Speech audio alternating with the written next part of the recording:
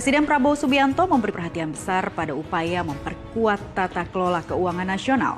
Di bawah arah kebijakan pemerintahannya, Kementerian Hukum dan Hak Asasi Manusia meluncurkan sistem Digital Beneficial Ownership Gateway guna meningkatkan transparansi keuangan dan menekan tindak kejahatan finansial di Indonesia. Langkah konkret penguatan sistem keuangan negara kini kembali diwujudkan pemerintah melalui Kementerian Hukum dan Hak Asasi Manusia.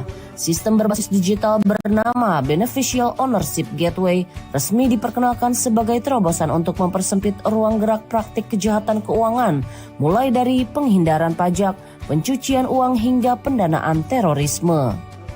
Peluncuran sistem ini turut disaksikan berbagai lembaga penting, hadir antara lain Menko Hukum, HAM, dan Imigrasi Yusril Iza Mahendra, perwakilan Komisi Pemberantasan Korupsi, serta sejumlah kementerian terkait seperti Kementerian Dalam Negeri, Kementerian Pertanian, dan Kementerian ATR BPN.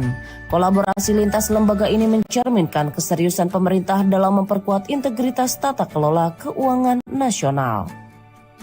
Menteri Hukum dan HAM Supratman Andi Aktas menjelaskan sistem BO Gateway menjadi jawaban atas tantangan yang selama ini dihadapi Indonesia dalam hal keterbukaan data kepemilikan perusahaan.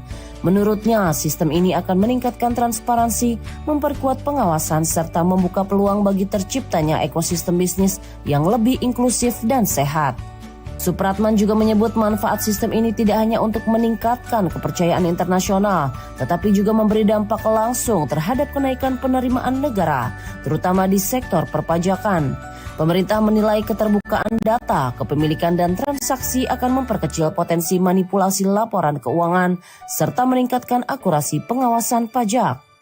Ini tujuannya di samping untuk menciptakan transparansi dan meningkatkan grade kita di dunia internasional dalam rangka menciptakan ekosistem bisnis yang lebih terbuka, inklusif. Juga bagi kita ini akan sangat bermanfaat karena pasti akan meningkatkan penerimaan negara, terutama dari sisi penghasilan pajak ya, terutama pajak penghasilan pasti akan naik. Tapi juga akan menimbulkan sebuah kompetisi dan juga informasi terkait dengan pengadaan barang dan jasa juga akan semakin baik. Jadi LKPP nanti akan terbantu dengan sistem ini. Selain itu, penerapan BO Gateway dinilai akan mendorong persaingan usaha yang lebih sehat. Melalui keterbukaan data, sistem ini akan membantu lembaga seperti Lembaga Kebijakan Pengadaan Barang Jasa Pemerintah LKPP dalam mengidentifikasi pihak-pihak yang berpotensi melakukan kolusi. Dengan begitu, pengadaan barang dan jasa pemerintah ke depan diharapkan semakin transparan dan akuntabel.